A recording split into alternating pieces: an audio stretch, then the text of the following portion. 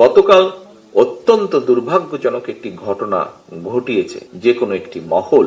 তার কিছুদিন আগে আমরা দেখেছি চট্টগ্রামে আমাদের একজন প্রার্থীর উপরে একই রকম ঘটনা ঘটেছে।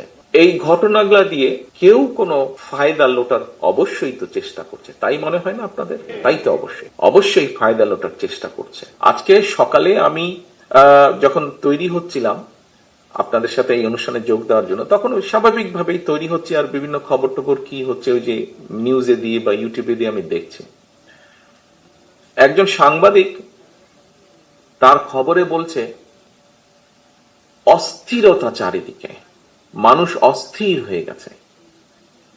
আপনাদের কি তাই মনে হয় চারিদিকে অস্থিরতা?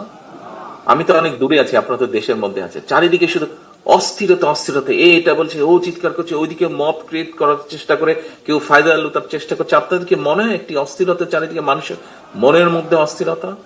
আচ্ছা, যদি তাহলে এটা শুধু নিউজের মধ্যে, তাই তো? আচ্ছা, তাহলে আমাদের মানুষের কাছে আমাদেরকে যেতে হবে। আপনারা রাজনীতিবিদ হিসাবে আপনারা মানুষের সাথে কথা বলেন, মানুষকে বোঝেন, মানুষের জানেন, মানুষের সমস্যার কথা বলেন। এখানে আমাদের এক বোন একটি সমস্যার কথা বলেছেন, ওনার কোন একটি লাইসেন্স নিয়ে কাজ পাননি। হ্যাঁ বোন, আপনার সাথে অবিচার হয়েছে, শুধু আপনার সাথে অবিচার হয়নি, স্বৈরাচারের সময় স্বৈরাচার ছাড়া ভিন্ন মতি যারাই ছিল প্রত্যেকের সাথে স্বৈরাচার অবিচার করেছে। কিন্তু আমরা যদি এখন তাদের মতনই বিহেভ শুরু করি, তাহলে তো তারা এবং আমরা এক হয়ে গেলাম। আমাদের কাছে মানুষ প্রত্যাশা করে ভিন্ন কিছু, মানুষ প্রত্যাশা করে আমরা সেভাবেই দেশ পরিচালনার সুযোগ ইনশাল্লাহ আমরা পেলে আমরা সেভাবেই দেশ পরিচালনা করব, যা মানুষের কাছে কাম্য, যা এই দেশের আইন বলে আমরা সেভাবে দেশ পরিচালনা করব।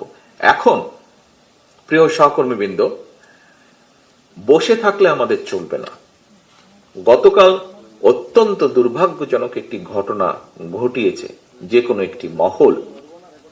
তার কিছুদিন আগে আমরা দেখেছি চট্টগ্রামে আমাদের একজন প্রার্থীর উপরে একই রকম ঘটনা ঘটেছে।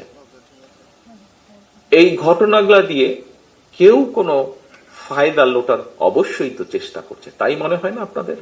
তাই তো অবশ্যই ফায়দা লোটার চেষ্টা করছে।